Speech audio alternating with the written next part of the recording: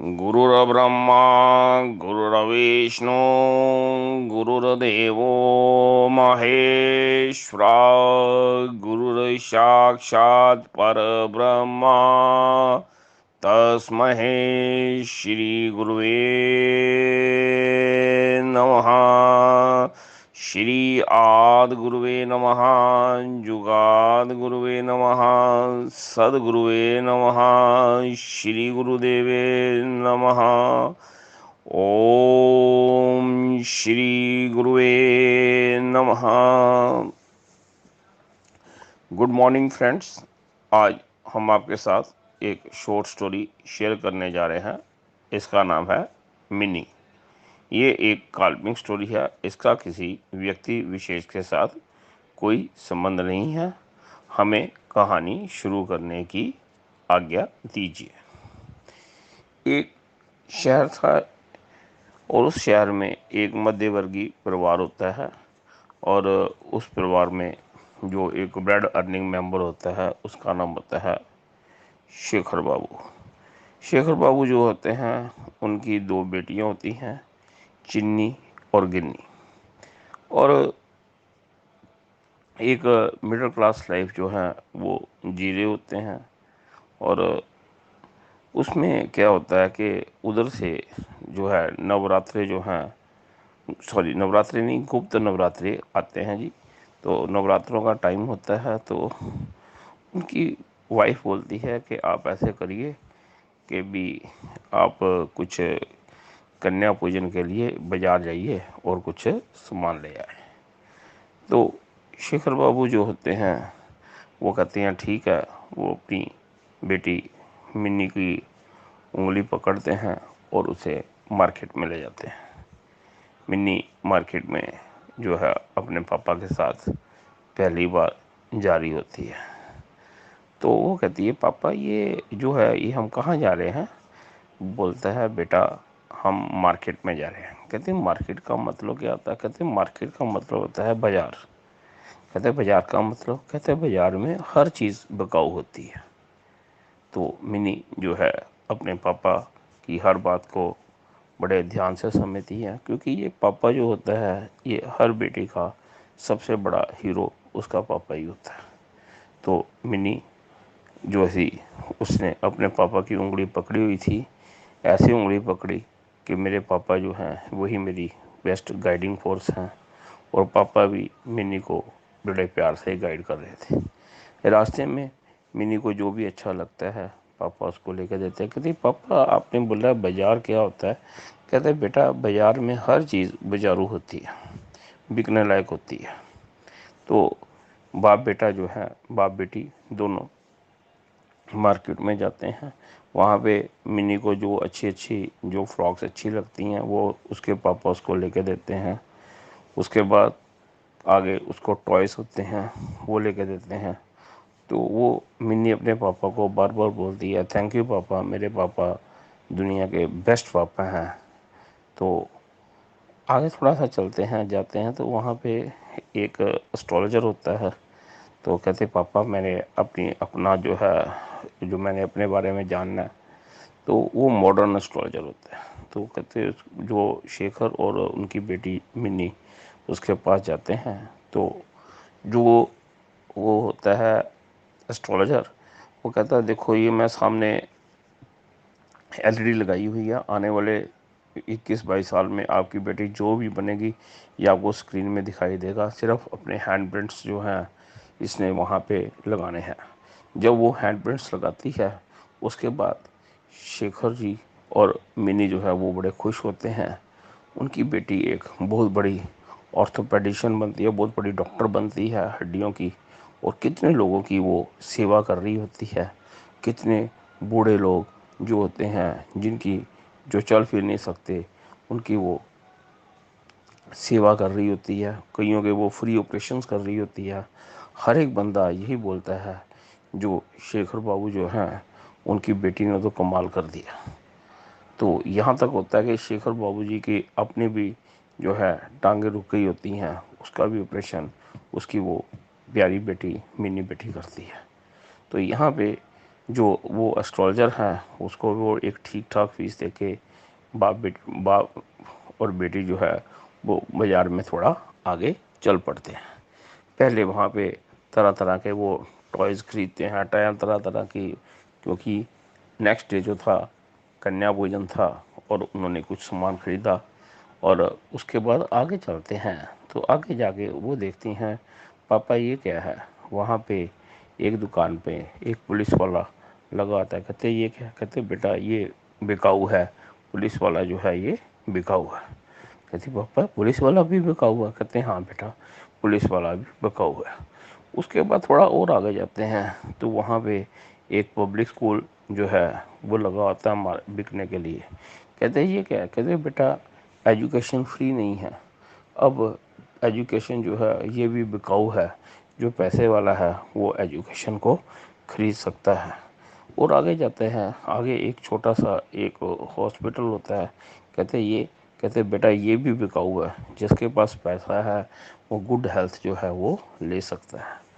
थोड़ा आगे दोनों जाते हैं तो वहाँ पे एक 5 स्टार आश्रम होता है। कहते पापा ये क्या है, कहते यहाँ पे जो है आत्म शुद्धि केंद्र है, यहाँ पे सिर्फ रिचेस्ट पर्सन जो है वही जा सकते हैं, और इसकी मेंबरशिप लेना जो है ये हर बंदे के बस की बात नहीं होती, ये भी बिकाऊ है। ये तरह तरह की अपनी मेडिसिन्स बेचते हैं, तरह तरह का अपना लिटरेचर बेचते हैं, लेकिन कॉमन मैन के लिए यहाँ पे कुछ नहीं है। कहती पापा ये तो बात गलत है। कहता बेटा बाज़ार में कोई चीज़ गलत नहीं होती, हर चीज़ का मूल्य होता है। आगे जाते हैं वहाँ पे छोटे मोटे जो नेता लोग होते हैं वो उनकी दुकान होती है, वो बिक रहे होते हैं। कहती पापा ये जो लीडरशिप है ये भी बिकती है।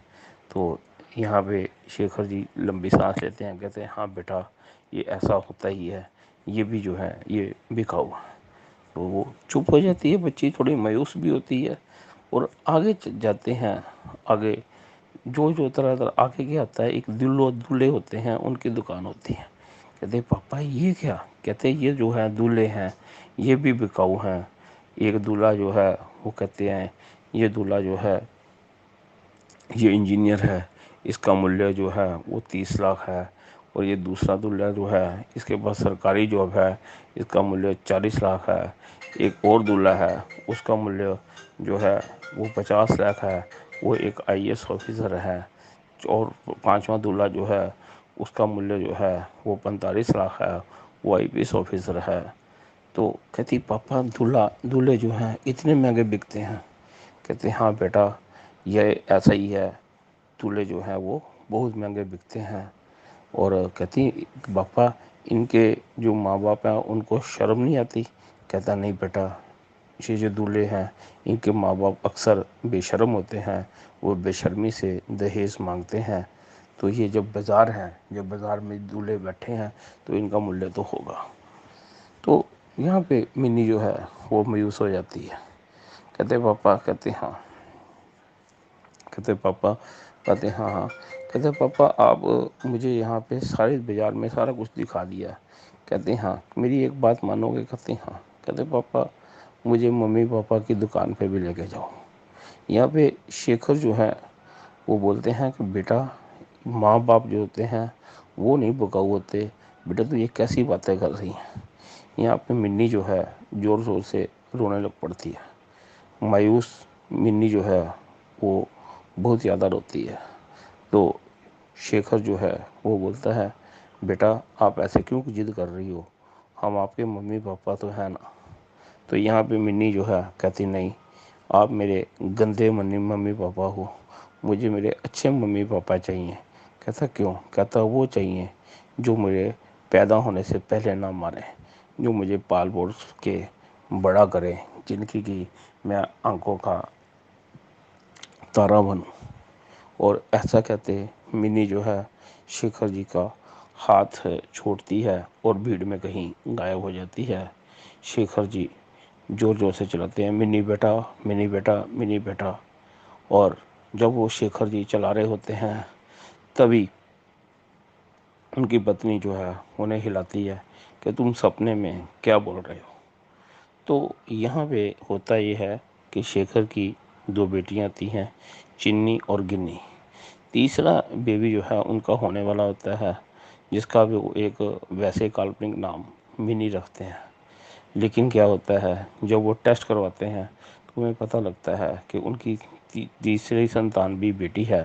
तो उसे पैदा होने से पहले ही वो मरवा देते हैं, जिसे अबॉर्ट करवाना कहते हैं या कहते हैं भ्रूण हत्या। और ये जो चीज़ है, यहाँ पे सपने में वो वही मिनी जो है अपने पापा के साथ आती है। और ये एक पापा की कहानी नहीं है, मिनी को वो मिस करते हैं और बड़ा यहाँ पे अपने आप में वो ग्लानि फील करते हैं कि ये हमसे क्या हो गया। जहाँ पे हमारी दो बेटियाँ थी, एक हमारी और प्यारी प्यारी बेटी अगर जन्म लेती। और वो अपनी वाइफ को बोलते हैं कि वहाँ पे सपने में एस्ट्रोलॉजर को भी दिखाया, तो वो बहुत बड़ी डॉक्टर बननी थी और उसने मेरा ऑपरेशन भी किया लाइक दिस। और यहाँ पे ये जो है कहानी जो है यहाँ पे ख़त्म हो जाती है। ये एक मिन्नी की कहानी नहीं है, ये लाखों मिन्नी जो हैं उनकी कहानी है, जिनके की माँ बाप तथाकथित माँ बाप उन्हें पैदा होने से पहले मार देते हैं। यहाँ पे अगर हमारे बेटे बेटी को कोई थप्पड़ भी मारता है तो हमारा मन करता है कि इसका गला काट दो। लेकिन दूसरी तरफ क्या होता है, जो ये मिनी के मम्मी पापा जैसे लोग हैं जो कि कैलकुलेशंस करके, उन्हें ये भी अकल नहीं होती कि ईश्वर जो है, ये संतान जो है ईश्वर का आशीर्वाद है और उसमें ईश्वर की मर्जी होती है, तो इन लोगों का वो पैदा होने से पहले मार देती हैं। कहानी अभी ख़त्म नहीं होती है। जो मिनी जो है, जो भी शेखर अपनी वाइफ के साथ अफसोस कर रहा होता है, तभी आकाशवाणी होती है कि शेखर, कल जो है आप लोग जो है दुर्गा पूजन करोगे, कन्या पूजन करोगे, कल अष्टमी है। लेकिन तुम और तुम्हारे जैसे दुष्ट जो अपने ही जो बच्चियां जो उन्हें पैदा होने से पहले मार देते हैं, उन पे कभी भी माँ भगवती जो है वो कृपा नहीं करती।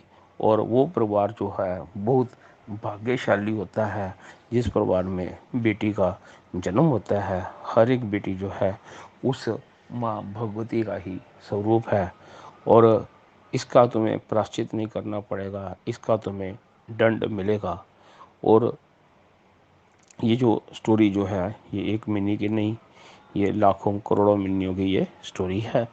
तो आप कहीं पे भी देखें, जो लोग जो होते हैं अपनी बच्चियों को पैदा होने से पहले मार देते हैं, उनका बुद्ध खराब हो जाता है।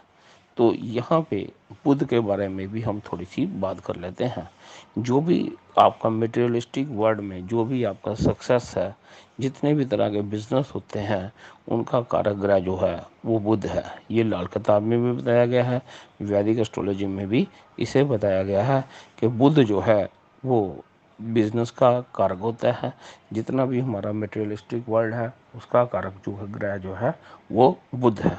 अब अगर आप देखते हो कि हम लोग जो हैं, हम लोगों को फाइनेंशियल ट्रबल्स आते हैं, ब्रेन हेमरेज की प्रॉब्लम्स आती हैं और कई तरह की प्रॉब्लम्स आती हैं, उसका सबसे बड़ा कारण होता है हम लोगों का बुद्ध खराब होना। और बुद्ध क्यों ना खराब होगा, जिस भारतवर्ष में रहते हैं जिसमें कन्या को सब माँ का रूप दिया, दर्जा दिया जाता है, कन्या पूजन किया जाता है, उस देश में जो परंपरा चलती है कि बच्चे के पैदा होने से पहले उसके टेस्ट होते हैं, अगर टेस्ट में लड़की आती है तो उसको अबॉर्ट करवा दिया जाता है, भ्रूण हत्या की जाती है।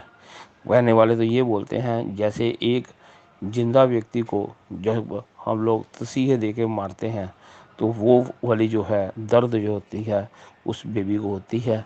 इसके बारे में गूगल में बहुत सारी इंफॉर्मेशंस हैं और आप इसको स्टडी कर सकते हैं। और यहाँ पे जो बुध ग्रह है उसको अगर हम लोग बोलते हैं लाल किताब के अनुसार, वो होता है बहन, बुआ और बेटी। और इसीलिए परंपरा थी कि बहन, बुआ और बेटी का सम्मान जो है वो किया जाता था। लेकिन आज के बी प्रैक्टिकल युग में मनी माइंडेड जो है वर्ल्ड है, वहाँ पे क्या किया जाता है, दो काम किए जाते हैं। पहली बात तो ये है, बेटी को पैदा होने से पहले ही मार दिया जाता है। दूसरा कत्ल जो है वो माँ बाप करते हैं जब बेटा और बेटी में अंतर पैदा करते हैं। बेटे की परवरिश और तरीके से की जाती है, बेटी की परवरिश जो है वो और ढंग से की जाती है। तीसरे नंबर पे कत्ल जो है वो भाई करते हैं। जब क्या होता है, जायदाद का बंटवारा आता है, तो उस टाइम पे भाई जो है अक्सर जो है वो सारी जायदाद पे आप कब्जा करता है, बहनों का हिस्सा भी खा जाता है। और जैसे भाई जो अपनी बहनों का हिस्सा खा जाते हैं, आप समझते हैं कि उनको उनको जीवन में कभी सफलता मिलेगी, चाहे वो रोडपति हैं, चाहे वो करोड़पति हैं। यहाँ पे एक उनकी एक मानसिकता देखो कि अगर एक फादर जो है उसके पास 10 करोड़ रुपया है, तो उसमें असूलन ये बनता है कि अगर उसका एक बेटा बेटी है तो 5 करोड़ रुपया बेटे को मिले और 5 करोड़ रुपया बेटी को मिले। लेकिन यहाँ पे नहीं है सर। वो बोलते हैं कि हमने तो धूमधाम से शादी कर दी, 1 करोड़ रुपया लगा दिया, 1 करोड़ का दहेज दे दिया, और बाकी पैसा जो होता है वो अपने बेटे को ट्रांसफ़र करते हैं। तो ऐसे लोग जो हैं अगर किसी भी अच्छे एस्ट्रोलॉजर के पास जाएं और वो एस्ट्रोलॉजर जो है दम रखता है, तो इन लोगों को वो अच्छे ढंग से समझा सकता है कि भैया, अगर आप अपने ब्लड के ही सके नहीं हो, अगर आपने पहले तो अपनी बेटियों को पैदा होने से पहले मार दिया, जो बची उनका हक आपने मार दिया, और अपने बच्चों बेटों को भी अकल नहीं दी, वो भी आप पे गया, उसने भी उसका हक मारा, तो क्या ऐसे लोग जो हैं उनका बुद्ध सही होगा? और अगर इनका बुद्ध सही नहीं होगा तो क्या ये बिजनेस में राइज कर सकेंगे? एक छोटी सी एग्जांपल देते हैं, आप इसे भी स्टडी कर लेना। इंटरनेशनल ट्रेड में गार्लिक का जो सेकंड बड़ा जो है प्रोड्यूसर है वो इंडिया है, लेकिन गार्लिक के एक्सपोर्ट में इंडिया नंबर 14 पे आता है, और नंबर 1 पे चाइना है, और नंबर 1 पे ही वो एक्सपोर्टर है। तो ऐसा क्यों है? इसके कारण ये है कि ये याद रखिए, जब प्रकृति जो है, पुरुष प्रकृति के साथ पंगा लेता है, प्रकृति के नियमों का पालन नहीं करता, कहीं ना कहीं उसके जीवन में डायरेक्टली इनडायरेक्टली दुर्भाग्य आता है। तो होपिंग ये स्टोरी किसी एक मिन्नी के मम्मी पापा के काम आएगी, जो कि उसे पैदा होने से पहले नहीं उसको मारेंगे। और हम तो ये चाहते हैं कि जो पेरेंट्स जो हैं वो ऐसे बच्चों को पैदा होने से पहले मार देते हैं, इनकी पेरेंटिंग हुड जो है वो लीगली जो है वो छीन लेनी चाहिए। तो जो भी है, जो जिस देश में हम रहते हैं वहाँ पे कानून व्यवस्था, वहाँ के जो है, वहाँ के जो समाज के ठेकेदार हैं या पॉलिटिकल ठेकेदार हैं उनको मुबारक है, लेकिन ईश्वर की जो कचहरी है उसमें ऐसे पेरेंट्स को कभी भी क्षमा नहीं किया जाएगा। ये स्टोरी है किसी एक बंदे को डेडिकेटेड थी। अगर वो पर्सन मेरी रिस्पेक्ट करता था, मेरे पास आता था, अगर उसने भी भ्रूण हत्या ना की होती तो उसकी सेकंड बेबी जो बेटी थी वो आज 8th 9th में पढ़ रही होती। लेकिन जैसे भी है, एक बात होती है, या व्यक्ति गुरु की गोदी में बैठता है या पत्नी की गोदी में बैठता है। ईश्वर सबको सद्बुद्धि दे। अगर हम चाहते हैं कि भारतवर्ष दोबारा से सोने की चिड़िया जो बने, तो मेक इन इंडिया नहीं, पहले हमें जो है हमारी जो है सबसे बड़ी शक्ति, जैसे हम लोग अपनी बेटियां बोलते हैं, बहन बेटियां बोलते हैं, इनका आदर मान सत्कार करना होगा, और इन्हें पैदा होने से पहले नहीं मारना होगा। ये हमें समझना चाहिए। होपिंग ये स्टोरी किसी एक भाई बहन के काम आएगी। Thank you very much.